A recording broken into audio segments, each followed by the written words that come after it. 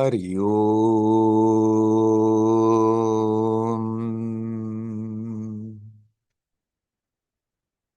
Hari Om.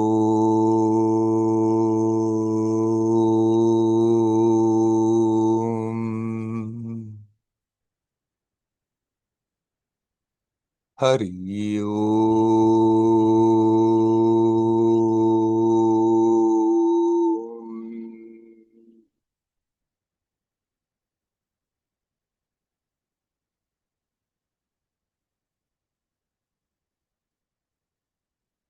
Hello, my friends.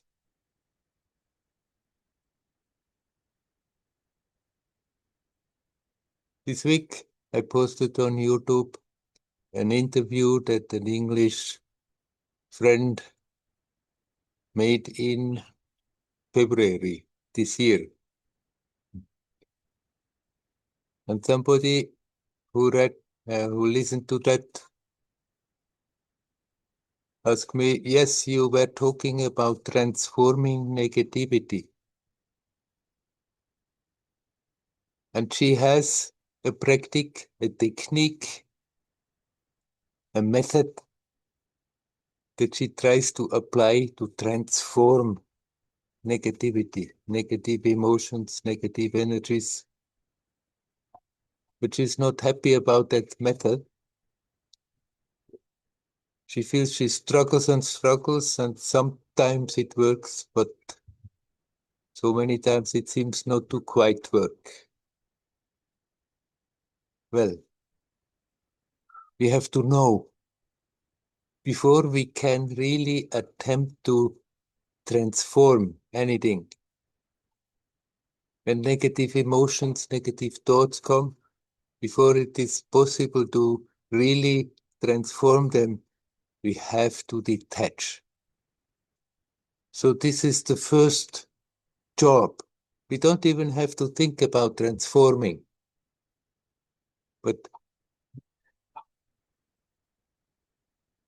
every negative emotion, every negative thought has an effect.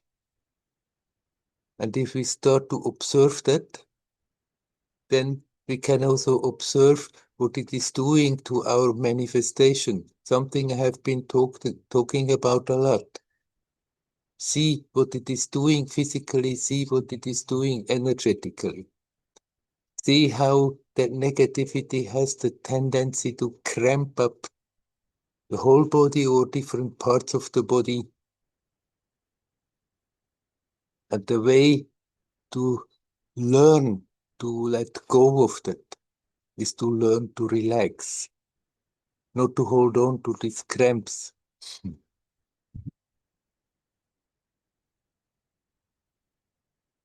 We don't have to think about transforming, just detach from that negativity and it disappears. And after that, the transforming process starts by itself. And once we are really capable of easily detach, we can also consciously add to that process.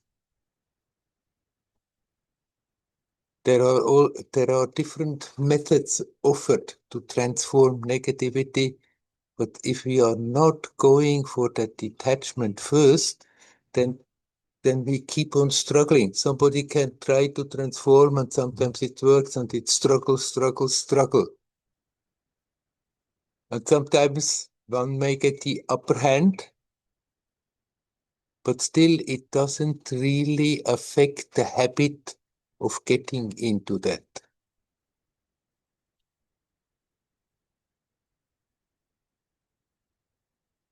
So it's not necessary to worry so much about transforming. Just learn to be aware when it comes. Learn to observe it and learn to find ways to let it go. Then people are different. One can also involve a mantra, one can involve just calling to God for help, one can involve discriminating in the Atma Vicharya approach. who is having this kind of feelings, redirecting the attention. What works easiest but most natural for me is then to just energetically observe what's going on and relax. And then these negative things cannot hook into you. They may come, they are there a moment, they go. They come, they have a peak, and they go.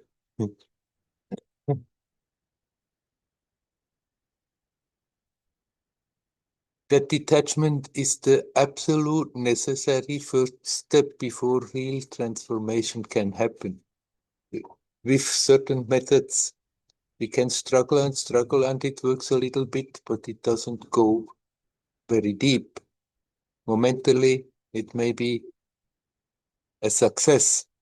I'm sure if somebody goes on and on and on for a very long time like this, still, it is getting slowly deeper, but we can avoid a lot of struggle by not so much focusing on that, but focusing on being aware, really aware what is going on, really aware what negativity is doing to our manifestation.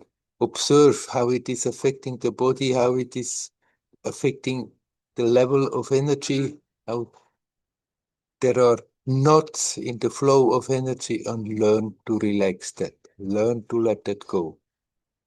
That detachment is necessary if we want to get rid of the habit, of the tendency, these patterns that we have accumulated during our lifetime when we were brought up, and after that, also as adults, we keep on strengthening certain patterns if we are not alert. And some of them, they are harmless, and a lot of them, they do create troubles. And if we don't address them, if we don't recognize them, and if we are not learning to let them go, then they keep on bothering us till the end of our life. It's not so much that we have to transform them. Just be aware they are there, and then be aware, alert when they come up, and there, as they come up, learn to relax them, learn to detach, learn to let go. And when that detachment is firm, then transforming energy becomes easy. Well, there is a lot of people trying to have a negative emotion and then tries to focus on a positive emotion. And they with that positive emotion override, override. Oh, override and override the negative emotions. And if one focuses strongly, it may work.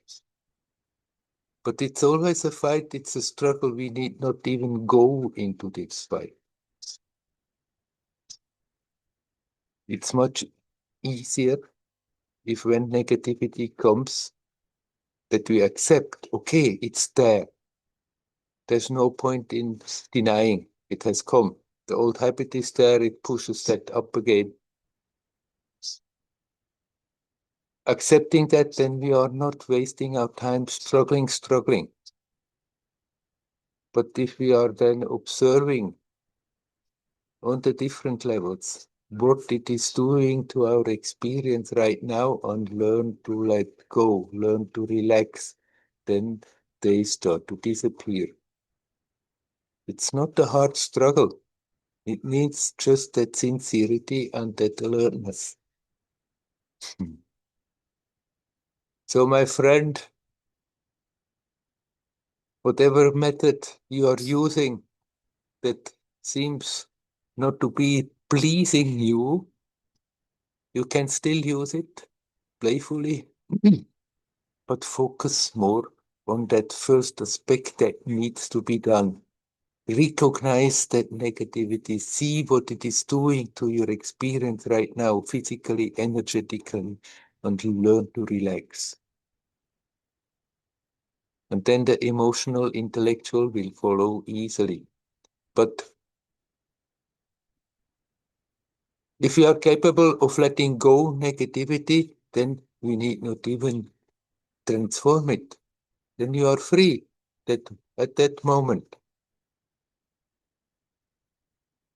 If eventually we want to consciously learn to transform energy, then we can do so, go about it playfully, and that can be very useful for ourselves, for our dealing with people, helping them to make it easier for that. But what is really needed, what is totally necessary, is to detach. Without that detachment, one can struggle with transforming for a whole lifetime.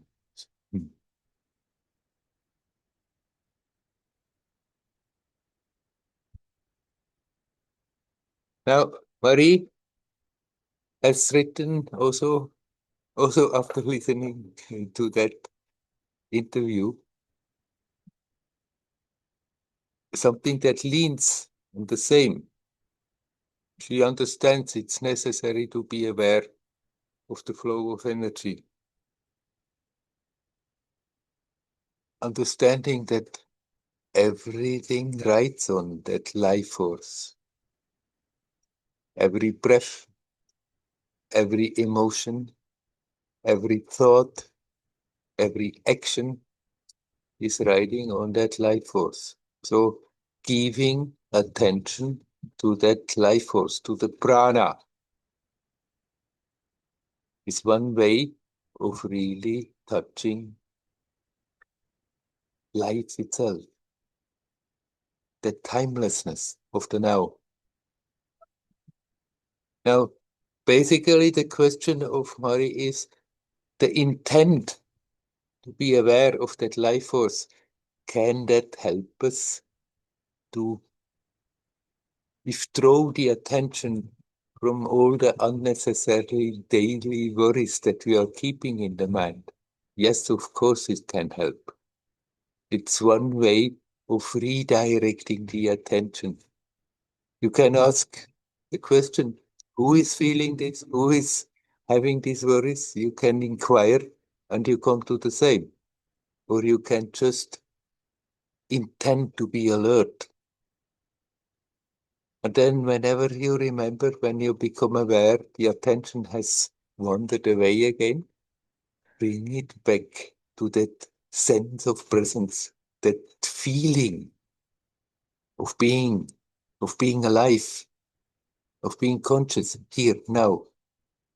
Of course, the stronger that we are keeping that intent, the more we are nourishing this capacity, the more it will automatically withdraw the attention from all the unnecessary worries that people usually keep in their head. Certain things in our daily practical life need attention, but our attention has the tendency to be engaged all the time, and most of it is not necessary at all. It's just a burden that we are carrying along without being aware that we are doing so, spending a lot of energy for it for nothing.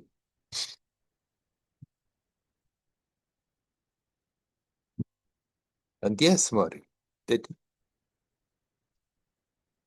intent to be aware of the life force, to bring the attention back to that awareness of the current of life in the present now, that intent helps us to detach from those unnecessarily stuff that we are keeping in the mind all the time.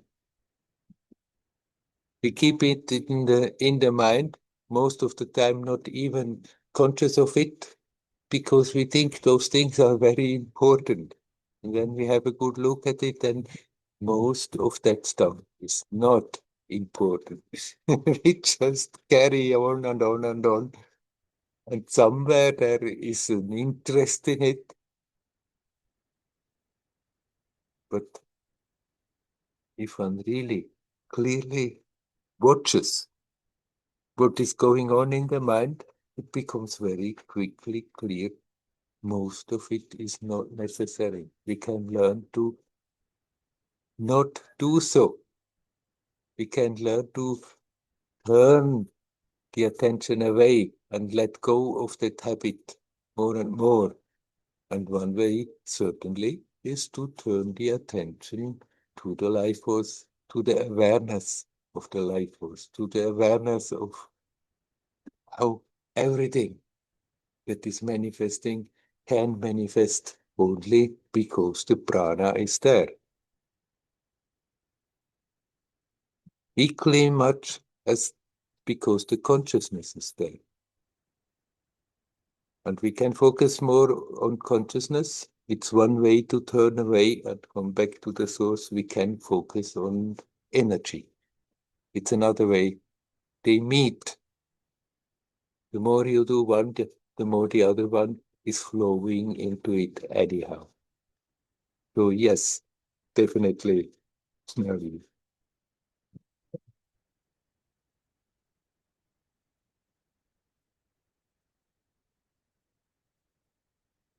What is needed is to be capable of being natural, relaxed,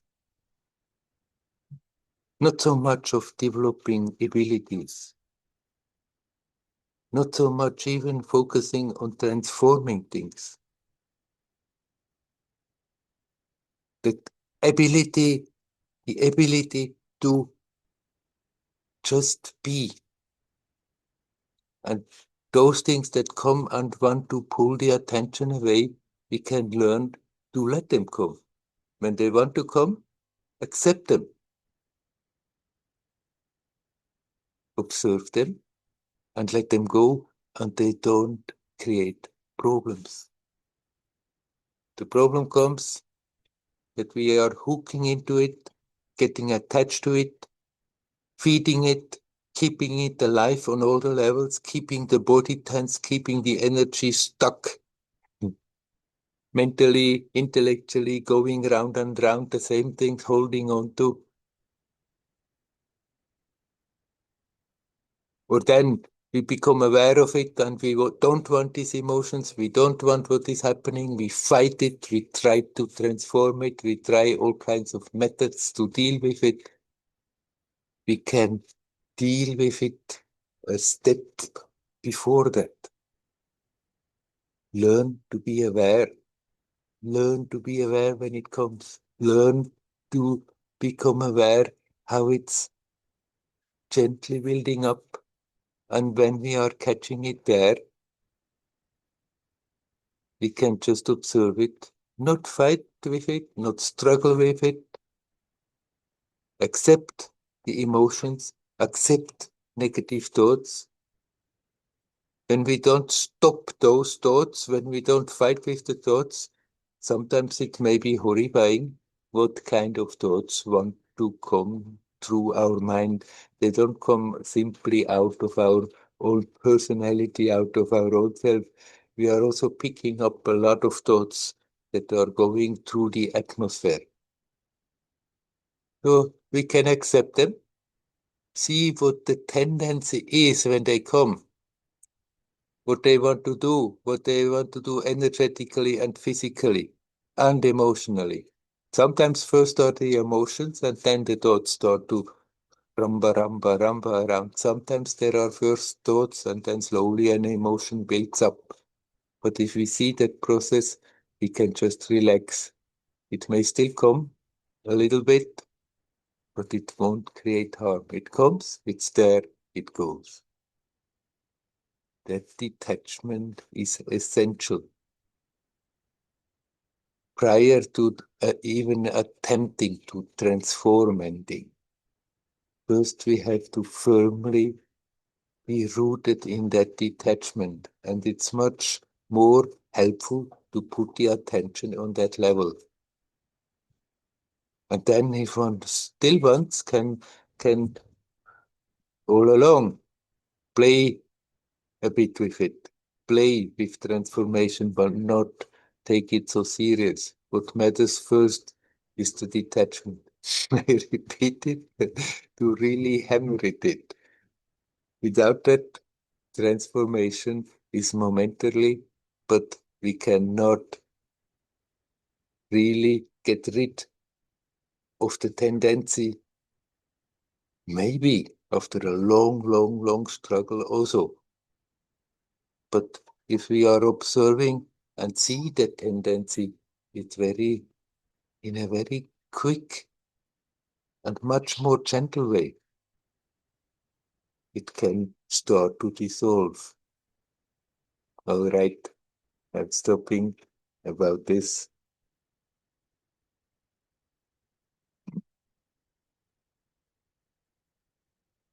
Now I'm asking you, my friends, is there anyone here who would like to say something? You are welcome to do so.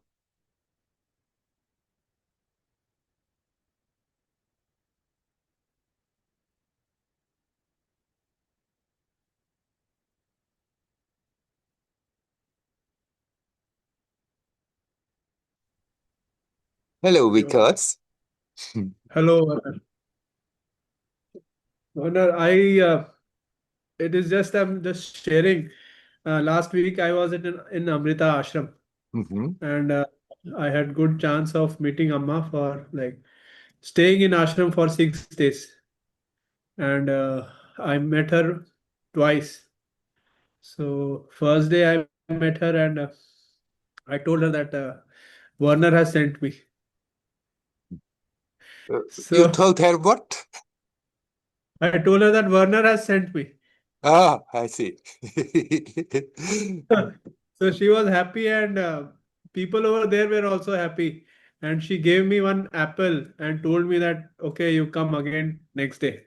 Mhm.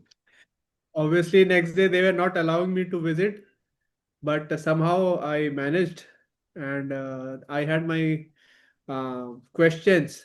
So she answered my questions.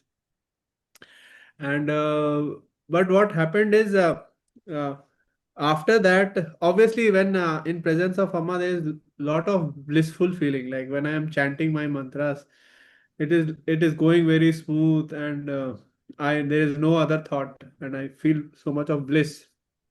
Yeah. And next day, when I was trying to buy something for my family, there was a big picture of Amma. And when I was moving in front of that picture, I could feel that there is a lot of energy coming. And when I was moving away from the picture, again that energy was going away. So Uh-huh. I sat near a tree, and I was like, I was not understanding that why is there an energy coming out of a picture, Mm. and I was like perplexed. So my friends told me that just enjoy it is an grace which is coming from Amma. So these were my feelings, and it was really very blissful experience which I had, and I started feeling that once I go away from the ashram, will that feeling would stay with me or not? So these are the things, and I have a picture of Amma, and I try to do my chanting in front of her. Mhm. But how to maintain that energy, that blissful feeling, like I'm having this satsang, and here we have some energy which flows, but this energy is not there many a times. Like when I'm working in office, and it, Yeah. it vanishes. Sometimes Yeah. I'm angry. So How so to these were my maintain that experiences. blissful feeling? Well, that blissful feeling you cannot force. It's not something that you can force and then it stays. I mean, feelings, they are changing all the time, but you can still have the memory. And the more you are connecting with that, and then you have the picture and you remember, and you not trying to reproduce what has happened, but just connect again. Connecting with yourself, connecting with Amma is the same. But if it helps that you remember those moments where you felt so close and that felt very blissful, then you're opening your heart and give it a chance. You cannot, that's the thing, you cannot do it. You cannot think, I'm creating now that blissful connection. But you can open up and then it happens. And the more you are doing so, the more it will stay there, even if it stops to be so overly blissful, because when we have a stronger touch with reality, it feels very blissful. But then over the time, that intensity becomes again commonplace. It's again, that's what's there. Basically, there is a greater peace and a greater stability, but that overwhelming bliss is not necessarily perceived because bliss is also an experience that comes and goes. But gradually you will be capable of maintaining a basic current more and more in all your life situations. And sometimes it's more blissful and sometimes it's less blissful. But as the time is going, your capacity to be with that energy is in such a way increasing that you can very peacefully sit with an intensity in that connection that would 1 year, 10 years before driven you totally in a frenzy of bliss. Because at that time, your system was not so adapted. That's also a thing. Slowly, our manifestation, the psychophysical manifestation, has to adapt, has to learn to be in touch. And whenever it's a bit beyond the usual, then it feels much more blissful. But then gradually you are in a strong position and it feels not particularly blissful, but still a basic, peaceful joyousness will there will be there more and more.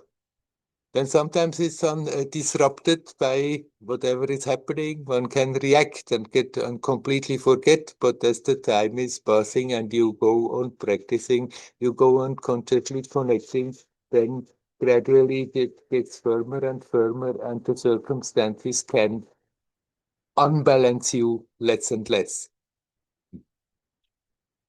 But don't think that you do something wrong if that feeling of bliss is not there all the time. It's an experience, and like all experience, they change. It comes, it goes, it's in waves. Sometimes it's more there, sometimes less. That's normal. Hmm.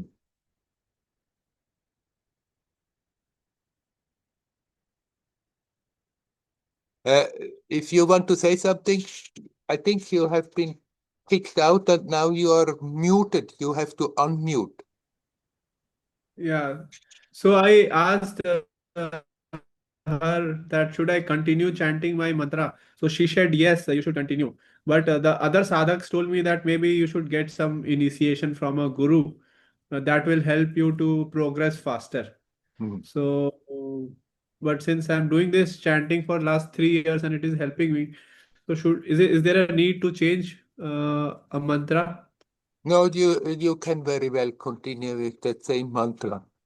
And Amma I also encouraged you. She didn't uh, encourage you. You have to get initiation. Just Yes. connect and do that with faith. And these initiations, they may help, but many times it's just a ceremony. And the guru, like Amma, she can also do an initiation without anybody being aware of it. Like Okay. Ramana Maharshi, he was just looking at people and they felt often that it was like an initiation. Okay. Okay. So do you like your mantra? Yes, yes, I like my mantra. Yes, It yes. is And doing. so You have asked also me before, and I confirmed that now Amma has also confirmed, so don't doubt it. Even if Sure. others come and tell you you should do something different. Right, right, right, right. Right. Thank you. Hari Om. Hari Om. You're welcome. Hario. Hario.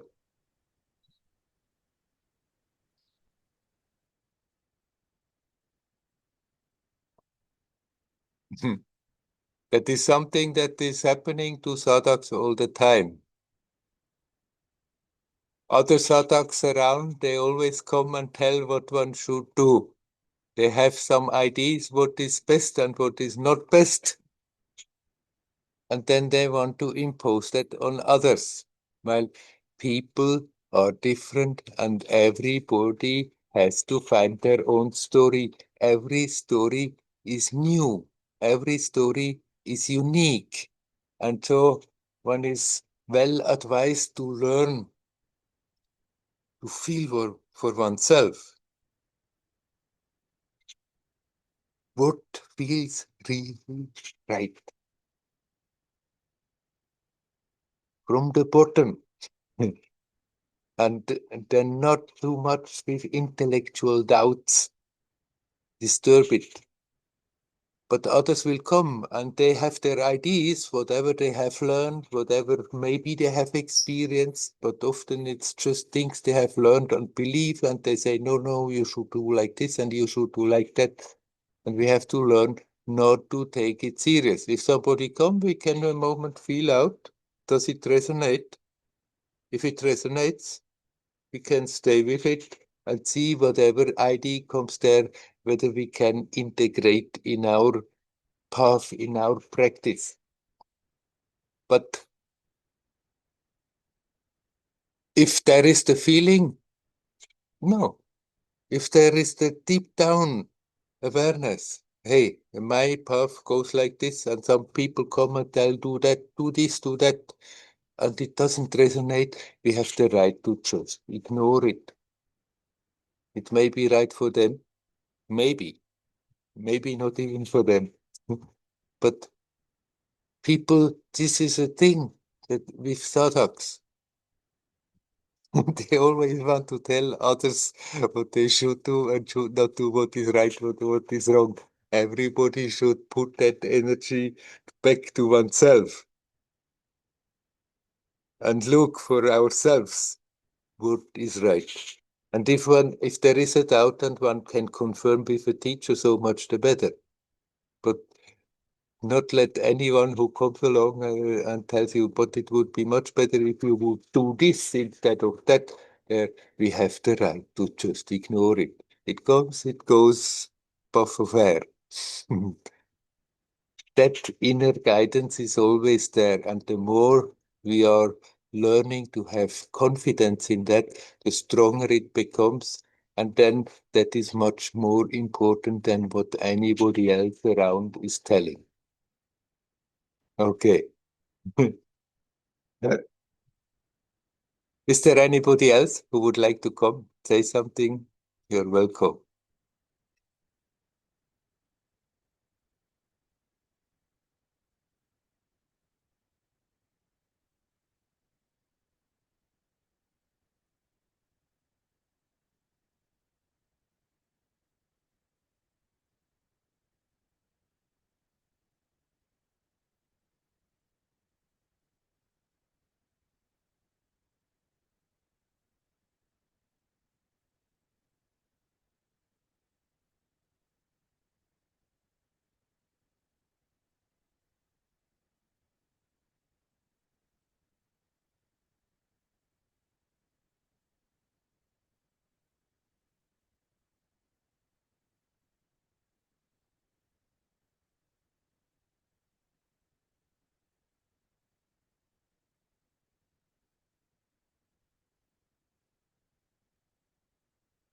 Seems not to be the case. Mm.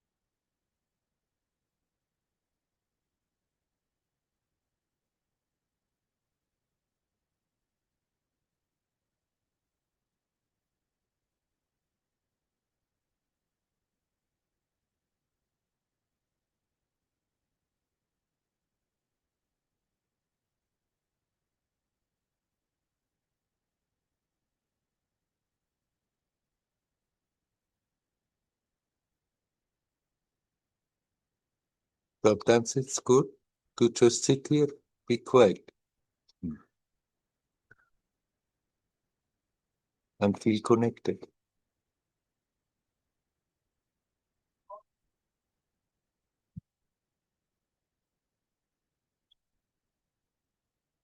It's good in one's day-to-day life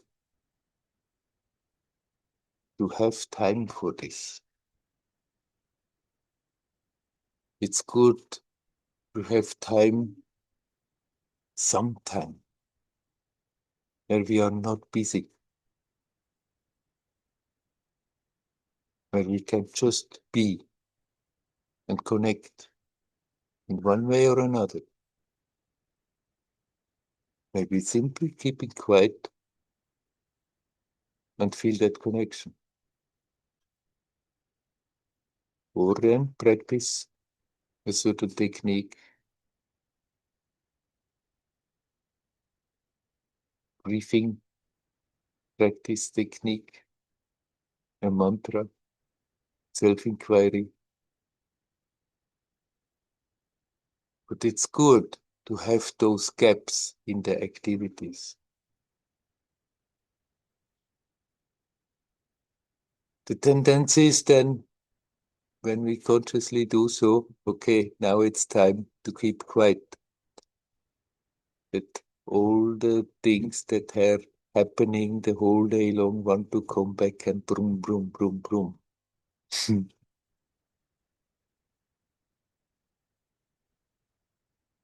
So we have to find a way not to go along with it.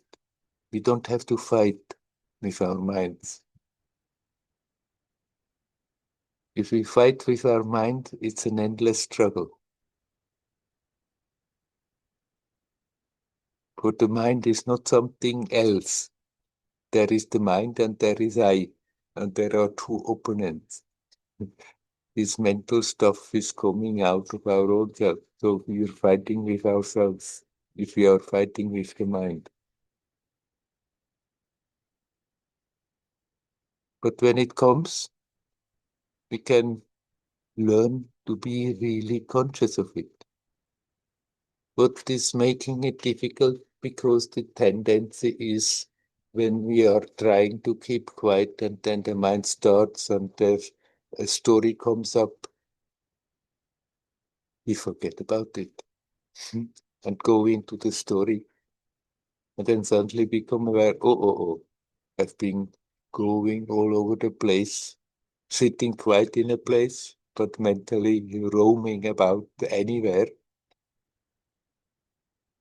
When that is happening, when we become aware, you just come back home. And if you are aware that thoughts are coming, that I sit down after a busy day, in the midst of a busy day, before a busy day, and there are already the thoughts come, oh, I should do this, I should do that, that this is happening and that, and when that is happening, I have to go on. It goes on and on. That we see that we are aware this is a great possibility it's going to happen. If I make a break and do nothing, just be, then when these kind of thoughts are coming, that we are prepared. All right, they're coming. We can even let them happen. The thoughts are just going through our awareness, but at the same time, we can observe, not go along with it, not get interested. Okay, that's the story. That's the story out there in time and space, but here and now, timelessly now, I just am. As good as we can, stay rooted in that. It's so very helpful if we have every day some time where we are doing that as good as we can where we can put our undivided attention to that. And then bring it into the activity as good as possible. And gradually it will go better. And as Vikas has said, okay, then I'm at my working place and sometimes I get angry and of course there in that moment one forgets all about it. But as soon as the memory comes, also in the working place, we can remember, there, my attention is all over the place, overlooking that which matters most. And then not make a big fuss, no thinking, oh, it's wrong that I forget about it, not scolding oneself, not scolding the others, simply catch the attention wherever we are, wherever it is, and bring it back home and let go, relax. Even if there was a moment of anger, okay, the anger, it's still there, it's lingering. Situation has still the tendency to get me a bit irritated, but if I see it, I can relax and not hold on to. If we do that as much as we can consequently during our active life, then it's also getting easier to keep quiet when we are not active. Um, a mind already trained to always turn back, even in the active phase, then can turn back to the source much easier when we are inactive. And somebody who is doing that inactive part regularly, just take some time out of the day, once or twice or three times, not busy, not doing anything, just be consciously conscious alive here now, with the help of a technique or without a technique. The one who is doing that will also find out that it becomes much easier during the active time to remember, much easier that it's just a matter than just of relaxing and we are just home again. The two help each other out. And for most of the time, for most of the people, it's much more advisable to have a balanced practice. Sometime alone, sometime with people. Then if somebody wants to, in between, make a retreat, that's very good. Then for some time, for some days, maybe for some weeks, there is a great intensity pushing that, but then coming back and bring it into the activity of the day-to-day life.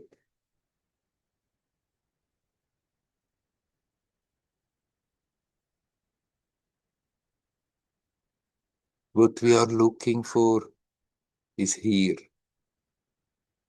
What we are looking for is that which makes the experience possible. Here, now.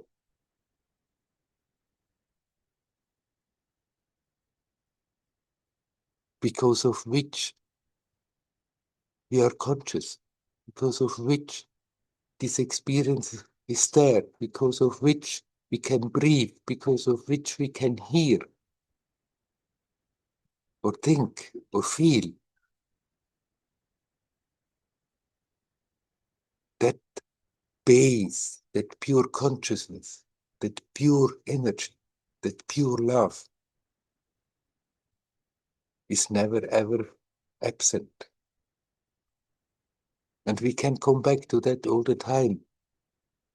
We just have to sincerely want to, and then go about learning to remove the obstacles, learning to not flowing along with the push of old habits all the time, looking in the other direction.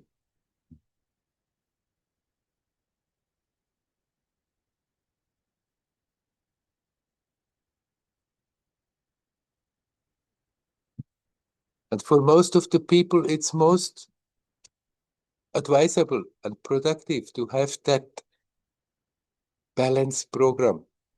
Sometime, every day, not busy, not with people, or then with people who also keep quiet for the same purpose. And sometimes with people, and learn in both situations to connect as good as possible.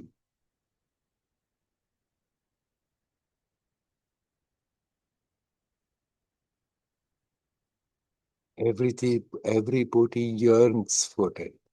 Deep down in our heart, we are yearning to be back home in that natural state, because somewhere deep down everybody knows that's what is truly our right. That's what we are. That's that's what is there prior to all these activities, to all these struggles, to all these contradictions, to all these pleasure and pains. Prior to that, there is something so much more expensive. Everybody yearns for that. Whether people know it or not, everybody wants to be happy. Then we may misunderstand terribly what it means to be happy and look for happiness everywhere, getting little kicks and a lot of disappointments. But that profound sense of just being okay, that every moment is okay as it is, we can find in ourselves, in that which is prior to all the other things and not anywhere else. Everybody is yearning for that. And somehow something has happened in this world that all this is forgotten, and we are doing all kinds of things to cover it up, and then it's a struggle to uncover it again. But we can learn to go about it playfully and look in the right direction and not think I have to do this, do that, do this, do that in order to be happy, but just become aware that joyousness of existence is never absent. We just have to let it go. Whatever is in the way of it. This is the job in one way or another.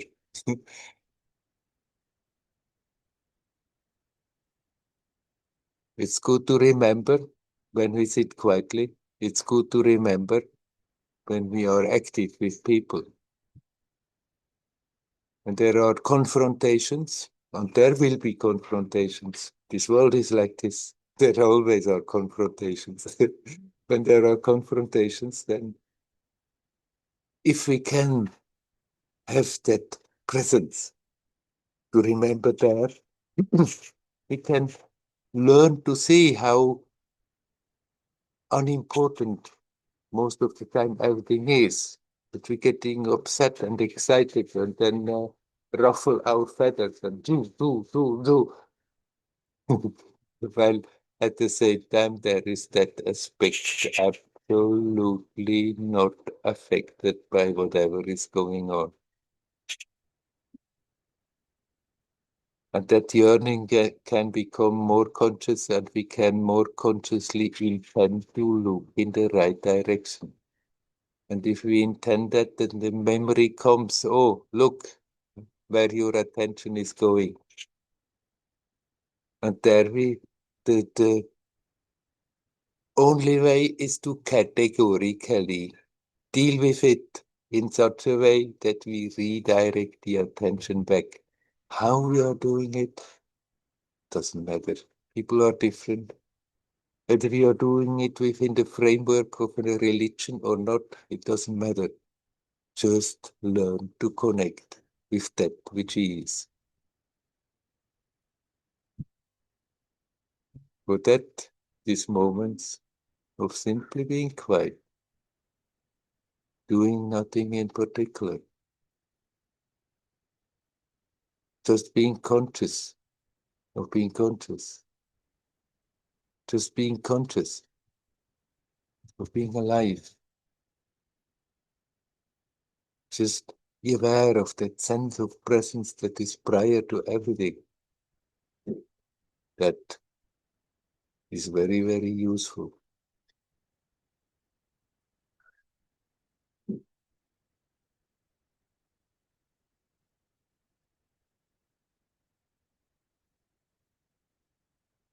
Nevertheless, I'm asking you again, is there anyone who would like to say something?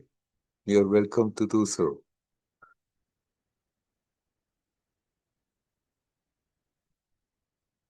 Talking about the obstacles we are encountering sometimes can be very helpful.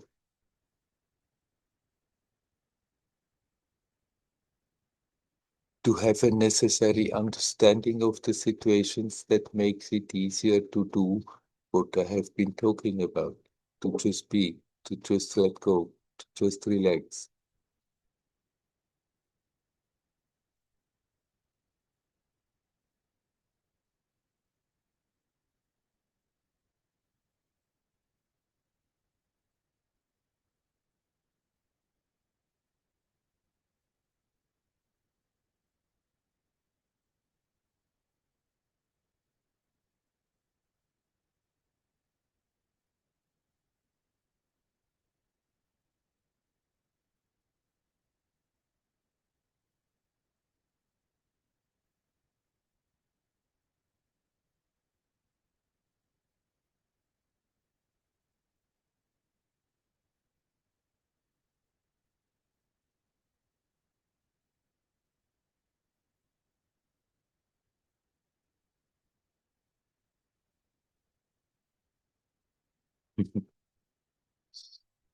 Mm.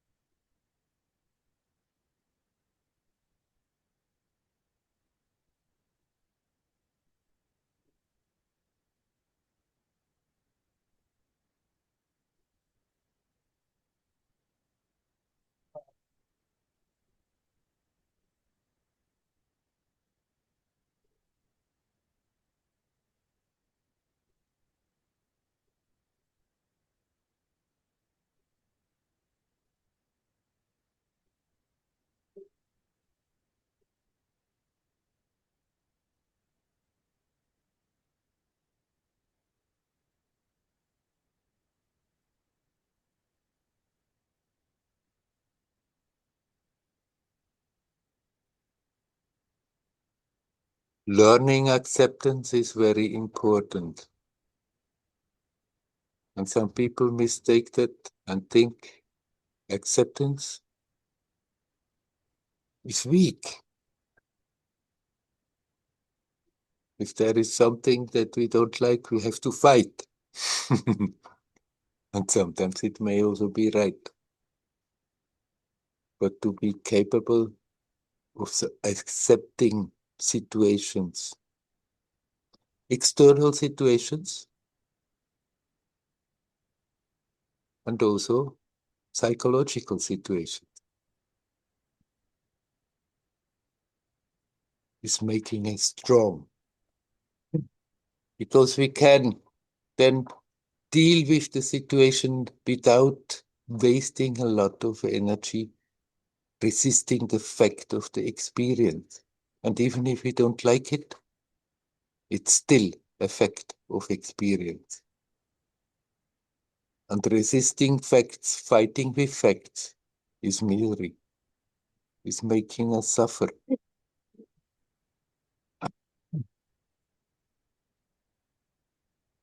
Acceptance is not weakness. It's not being a coward and not ready to stand up. Sometimes in the world, in the external situations, it's perfectly all right that we stand up and say, no, this is not okay. as you do it, what you want, but we still can accept the situation that confrontation is there.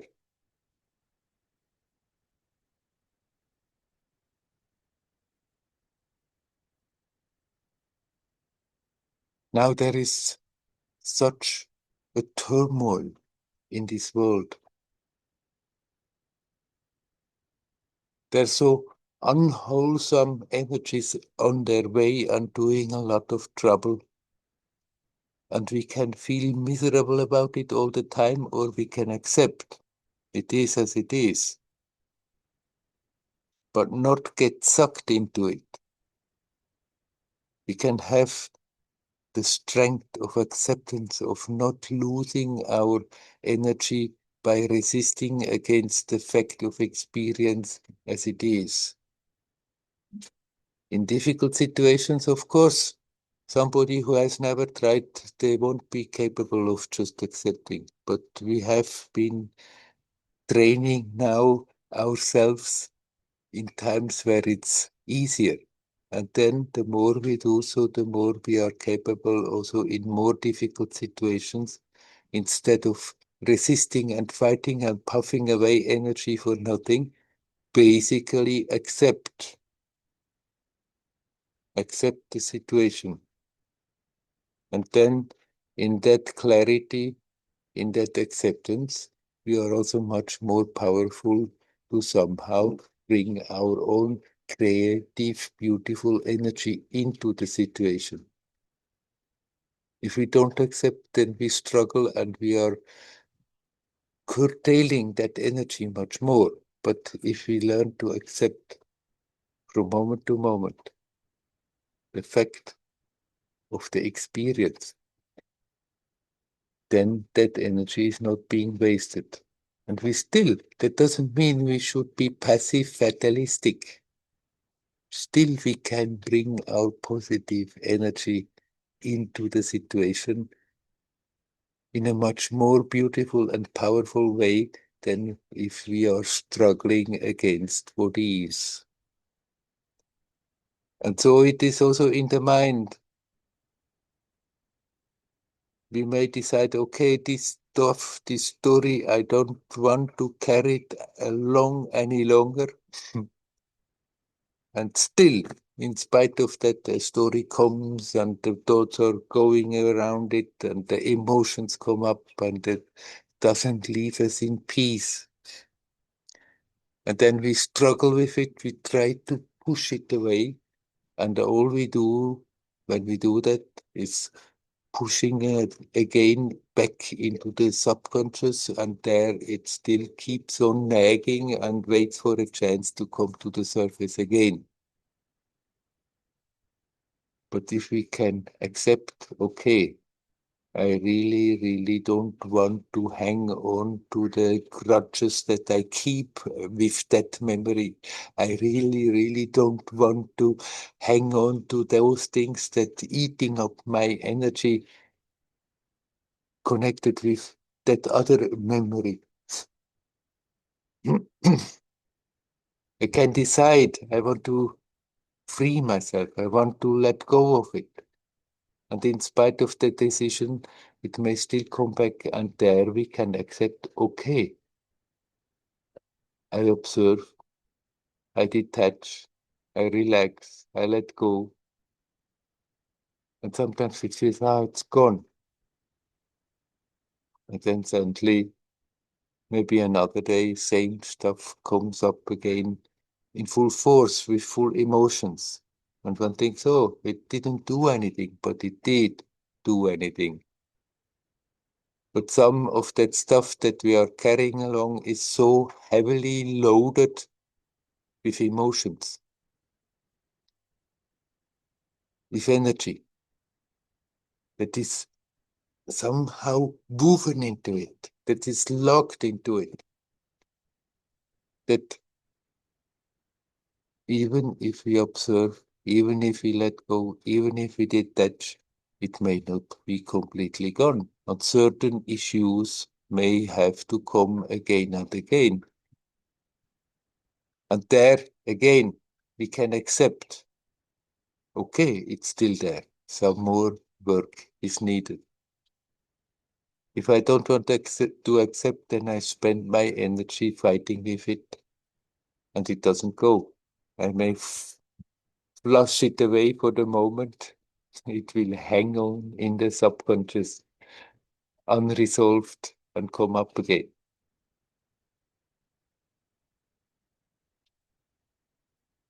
Accept. As we can learn to accept the external situations, we can accept, okay, there in the mind, certain stuff is still there in spite of my wanting to get rid of it. But in that acceptance, we can even invite when it's wanting to come up, okay, come, not stand in the way. Let the memories come, let the emotions come, let the energies go up and down with it. But we can consciously do that and observe and let it come, see what it is doing, and learn to let it go. Relax. And then a lot of that energy that is still locked into a situation starts to dissipate, and it's getting lighter and lighter. And even the most powerful difficulties that we are carrying along, if we are sincere about it, if we have patience, to go about it again and again. If it wants to come again and again, not to resist that fact. If we have that sincerity, then the most profound difficulties can eventually simply be wiped out. The memories are still there, but it's just a story, the story that made us wiser, the story that gave us a lot of confrontations in the external world, and then maybe after that for a long time just in our mind, in our subconscious, creating troubles. With acceptance, we are making ourselves strong. Okay, it's still there. It's not a resignation. I cannot do anything, however much I try. It's never leaving. Yes, things are going away. They have been brought about in time and space. They can be gotten rid of with time, if we have the patience.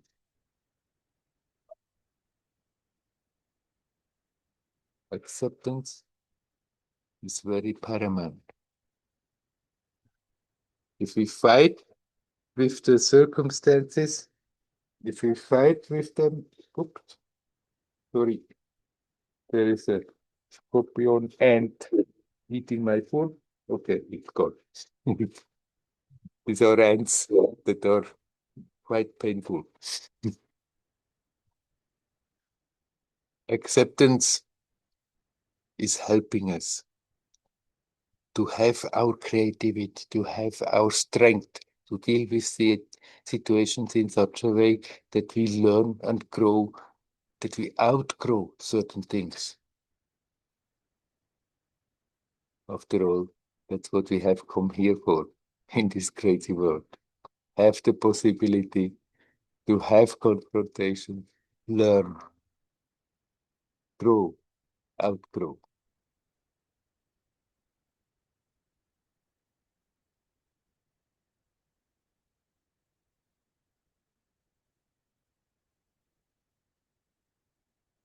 Well, I'm asking you again.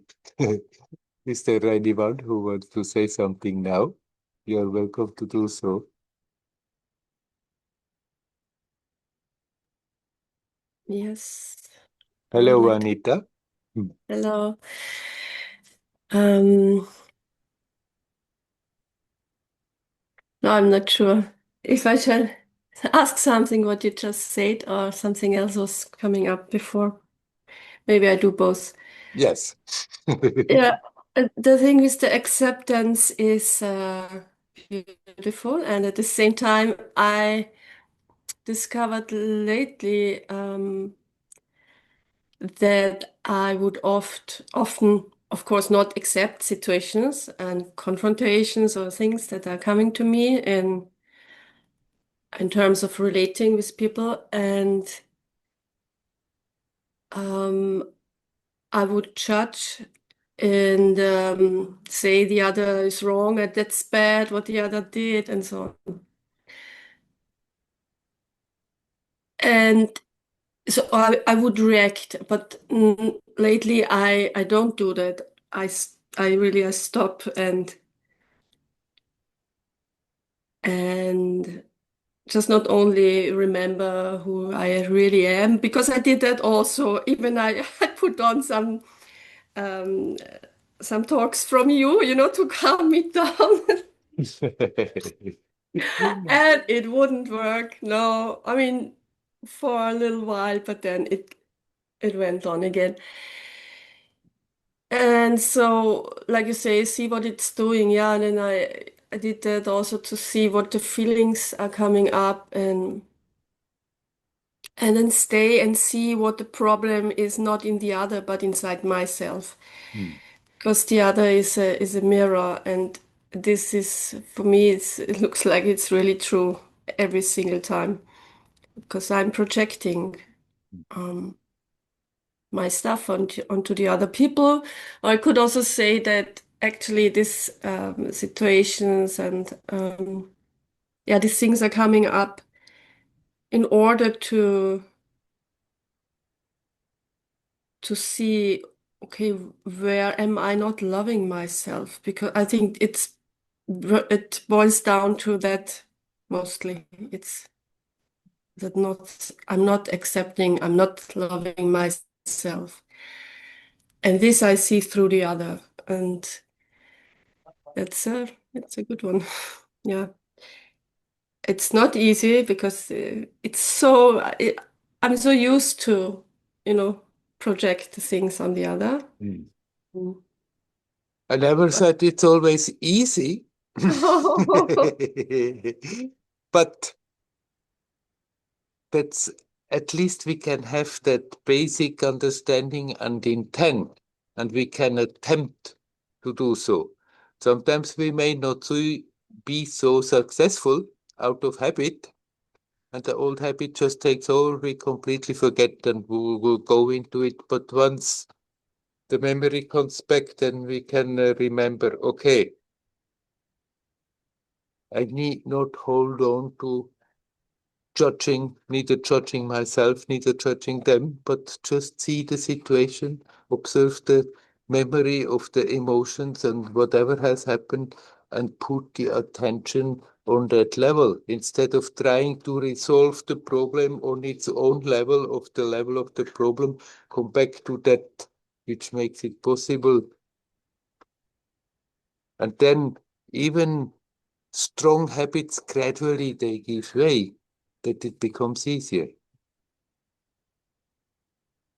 So when you find yourself that, okay, there you are again, fully into it, and I'm judging them, and what they are doing is totally wrong, we don't have to try to do the opposite and say, oh, it's so very nice what they are doing. Sometimes it's not nice at all what people doing. But what's the point in our being emotionally, judgmentally involved there instead of being in our own peace?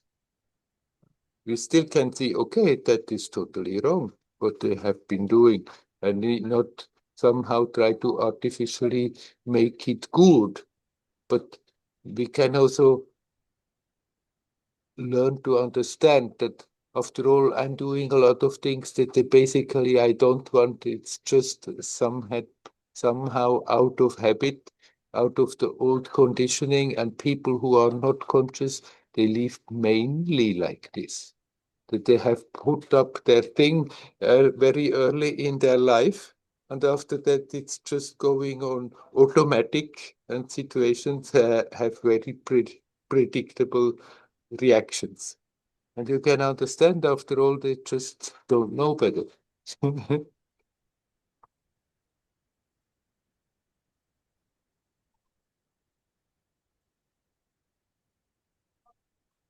But the acceptance that we are confronted with that situation that helps. That why is it happening in this? Okay, I accept. I accept even that they are like this. That doesn't mean I need to find it right. I can still think it's totally not right what they are doing, but accept the situation. It has happened like this because it's a fact. And if we are struggling with a fact, then we are just hitting the head against the wall. If we do that more and more and more consciously, then our potential is more and more available that we can even influence the situations.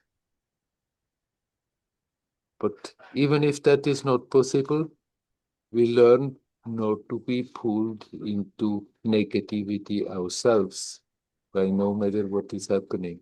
It's a process. Sometimes it looks very, very difficult, but even attempting is doing something. And subtly, something changes. Sometimes there are periods that we think, I try and try, it seems not much is happening. I'm just going around and round. But then if we continue, if we persist, then also comes again a period where we can see, after all, something really seems to be changing.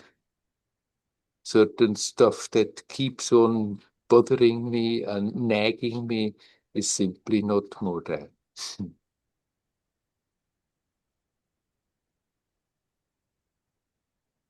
Yes, and mm, I do experience that it has a lot to do with myself, how I am, if I'm in the, more complaining, negative way, something like that, then I attract also things like that. Yes, If I'm more joyful, something else happening. If I love myself, other people love me. I mean, it's just simply said now, but yeah, tendency certainly goes in that direction. yeah, What you're radiating to that somehow is echoing. yes, totally. Yeah, and the other thing I wanted to talk about, ask something maybe is about Amaji, because Vikas talked about it Mhm. just before. It was really very touching. And as you know, Amma is coming now soon to Germany, and I'm considering to go there, but it seems like it's quite some obstacles. And then I say to myself, "Oh, why should I do this effort? It's really hard." And then, but um, I met her twice, and it was pretty intense and beautiful. And my question is, why is that, or what is it? I mean, what is, how can a being be so, especially in a way that maybe it's not for everybody, it's triggering something, or it's like the energy is just really something. And okay, there's some microphone on. Or is it in your background, some loud noise? I do hear something. I have had some noise, yes. That A was it. rickshaw was Okay. driving there. Okay, that was it. Yeah. No, okay. Um,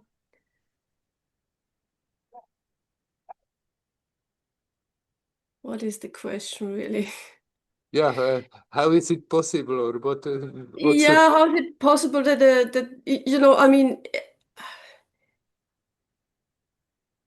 or is the question, what's the point in going there? no, it's yeah, maybe all maybe also.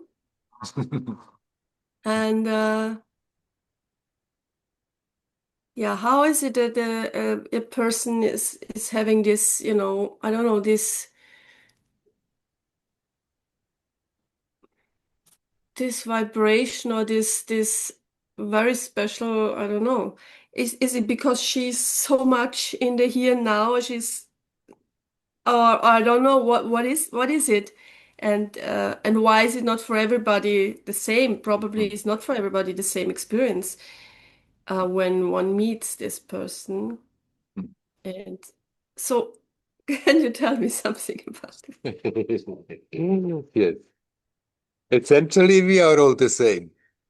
It's that same essence.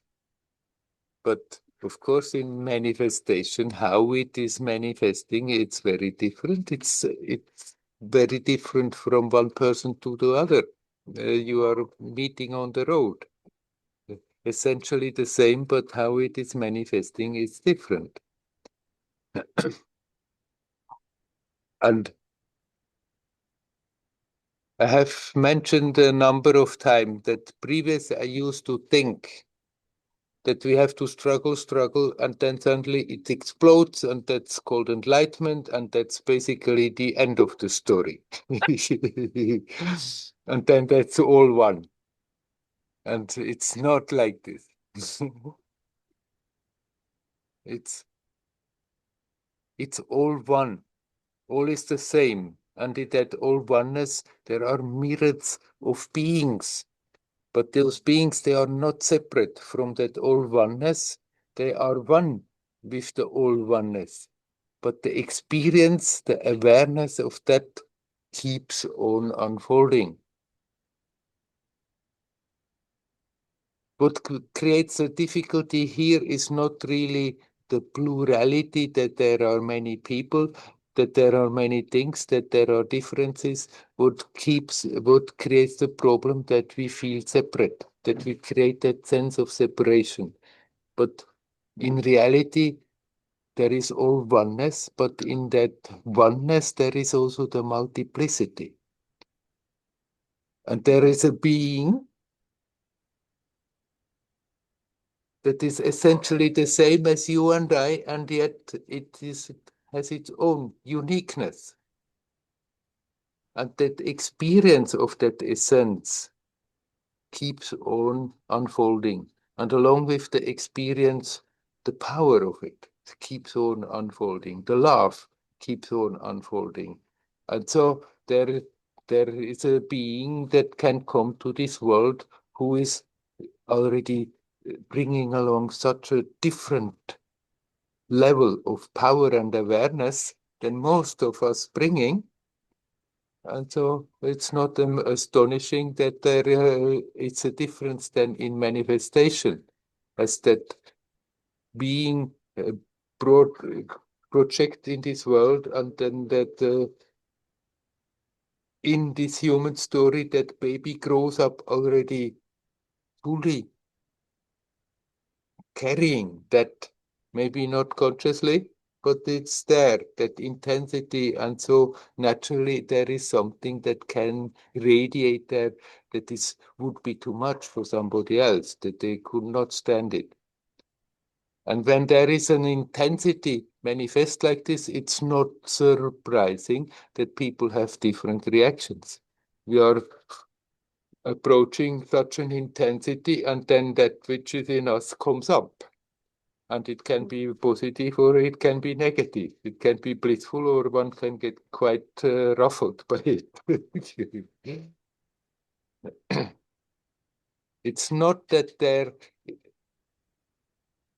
they should not, a being should not somehow try to influence people and make them all blissful, peaceful and blissful. They should be there, and they are there to help you to connect with yourself. And the process sometimes is uh, not blissful. What comes up from the subconscious of the people who get in contact is often not the nice stuff. So it happens also a lot about the being like that, that there is a lot of stuff going on, that people who come near and think, how is it possible? There is that holy being, and people around, they are so nasty.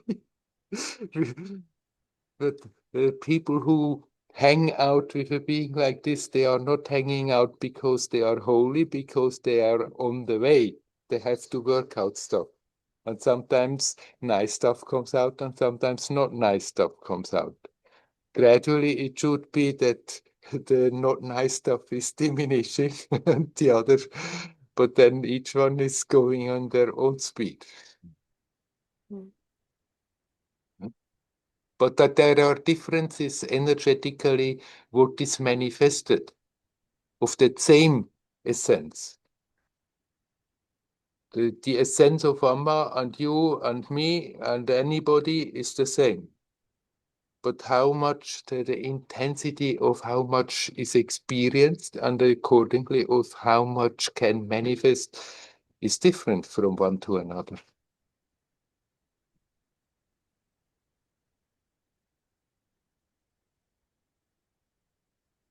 Yes, okay, so I get it. So that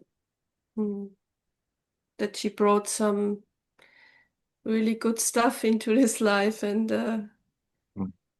that's why it's manifesting like that, and it's different for different people. And so I think you met her a few years. She was in Tirol. Is it for you also still something that's, you know, I don't know, that's enlightening you, or you know, or that's bringing up something good or not? I don't know.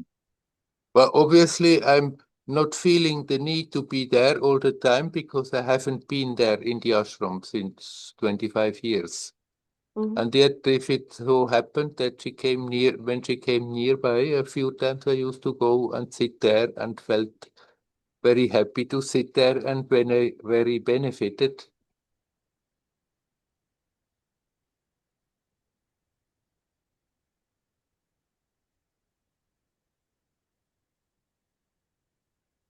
I cannot say exactly and don't even try to somehow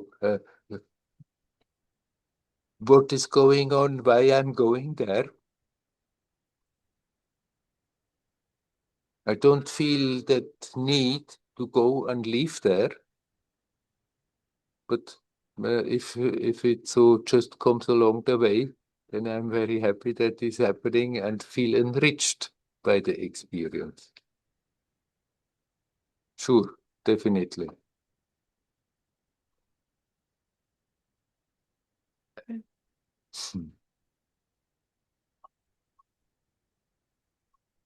Yeah, thank you. Shall we leave it at that? Yes. Yes. Hari Om. Hari Om. Very Often people have asked me, why should one go at the Satsang? Why should one go and be with a Mahatma? If you are essentially the same, what's the point in going there? And theoretically, that question is totally justified. If you are essentially the same, all we need to do is to turn the attention back to that essence. And then it will start to blossom effortlessly, all by itself. It's just that we have built up so many obstacles. That is not easy. As Anita said, it's not always easy to have that alertness, to have that clarity all the time. And to sit, to live with a great being, or also to just come to a satsang and sit with somebody, there is an energetic exchange. And if you are sitting in the same space and there is an energetic exchange with a being who is not creating all the time tensions, well, most of the people do create all the time tensions in their mind, in their psyche. But then if somebody who is doing so connects with a being that is not doing so, then we still, that presence, that communication, that communion is an energetic exchange. And that energy that comes from somebody who is not creating all those tensions can be very helpful in learning to be more aware about ourselves. It can help us to make it easier to see with greater clarity what is preventing us, what keeps on pushing us, compelling us to create unnecessarily tensions that hurt, that make us suffer. That energetic exchange with a being who is not doing so is supporting that process of seeing it, of getting rid of it. Basically, essentially, it's already there, what we are looking for. And somebody whose experience is rooted in that can inspire us to be more sincere, can help us, can make it sometimes more easy to see where there are the obstacles and how to remove them. I wish you all well. Hari Om, Hari Om, Hari Om.